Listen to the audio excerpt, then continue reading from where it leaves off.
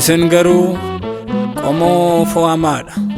Tokkoffaa Phexros boqonnaa 2 lakkoofsa 9.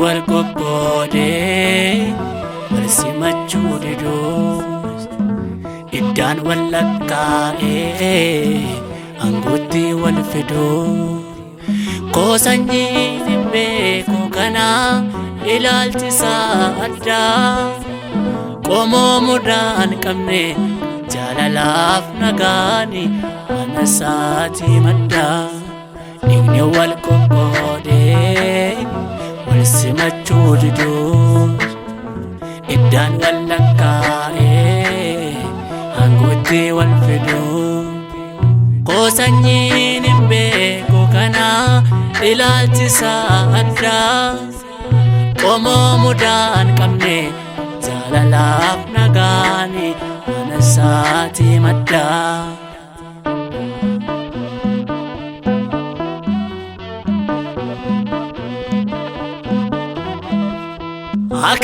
Akaakilee fabaabilee wallakkooftu amma yoomiitti wal cigaatu akkan dhooftu hiikoon jireen dachee kanaa isaa galee maal yoo hunduu qomoo kootti kooluu galee.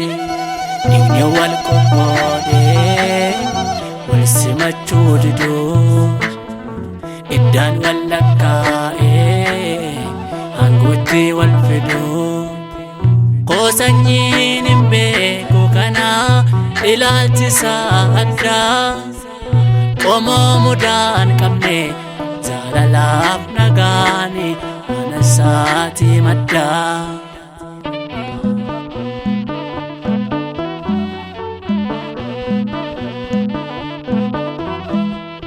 Jireenyi taas gabbaanii isa keessa caasaa malee qofaasaa hunda geggeessa biyyi lafaa burjaajoftuus naasuun qabnu buufanneen qabnu jeerraa waan abdannu.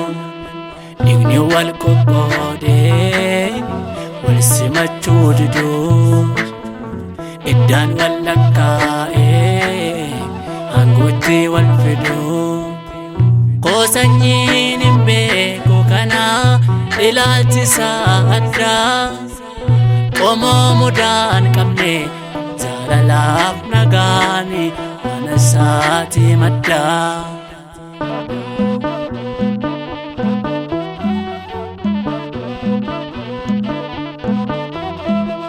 Nama dabuu hin jarjaru akka namaa haala laalee hin kuffisu himatamaa soomni moo'ee galmeen dhugaa hin cufamu yoo ta'eyyuu isa beekuun hin durfamu.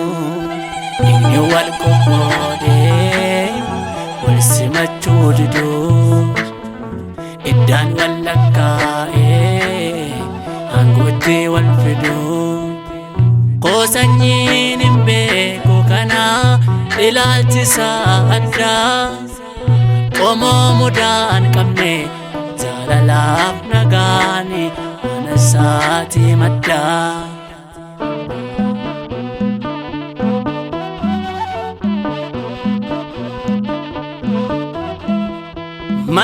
Madaalamuuf dhufne asirraa bornuu deemna abdii keenya san argachuuf karaa eegna kanaaf garaan keenya nawwuu cooma sirraa gamoon jignee samii qabnaa kun jirra inni wal qoqqoodee wal simachuu diduu iddaan wal lakkaa'ee aangootti wal fiduu qoosanyiin hin beeku kana ilaalchisaa addaa qomoo mudaan qabne jaalalaaf nagaani mana isaatii maddaa dhiigni wal qoqqoodee wal simachuu diduu